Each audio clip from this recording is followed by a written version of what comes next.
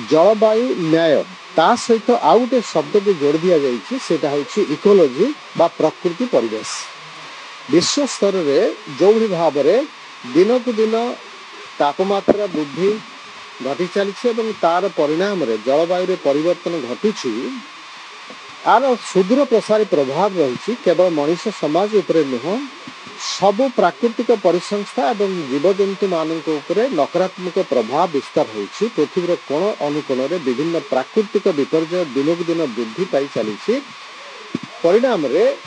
विशेष भाव में जो माने समाज निम्न वर्गर लोक गरीब श्रेणी लोक अल्प विकसित राष्ट्र एमाने विशेष भाव में प्रभावित होती दृष्टि रखी जाति संघ में बारंबार आलोचना होती। प्रथम कथा किभली भाव में आमे जीवाश्म इंधन कोयला पेट्रोलियम प्राकृतिक बाष्पर व्यवहार को ह्रास करवा जो अंगारकाम्ल एवं अन्यान्य सबुज बाष्प निर्गमन होला प्रथम कार्य। द्वितीय कार्य होची जलवायु परिवर्तन प्रक्रिया रे ए संकट रे जो माने विशेष भाव में प्रभावित होती गरीब श्रेणी लोक एवं क्षुद्र राष्ट्र द्वीप राष्ट्र सब रही अल्प विकसित राष्ट्र अच्छा से पाखरे सहायतार हाथ पहुँचेगा सेमानंकु जो प्राकृतिक विपर्यय आम जहाँ जहाँ आवश्यक अर्थ प्रदान करवा सुविधा प्रदान करवा ता सहित जो वैषयिक ज्ञान बा प्रजुक्ति विद्यार जो अग्रगति घटुची सेमानंकु मध्य प्रदान करार आवश्यकता रही से जातिसंघ आनुकूल्य गोटे पांठी स्थापित करा जाइछि ताकु क्षय क्षति पांठी आमे कहूचे से पांठी को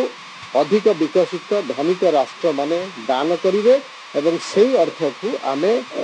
गरीब राष्ट्र मान क्षेत्र में व्यवहार करवा ताहले सेमाने सक्षम हेबे जलवायु परिवर्तन संकट परिप्रेक्षी निजक किभली सुरक्षा प्रदान करेंगे एवं आगो को जीवे। निश्चित भाव में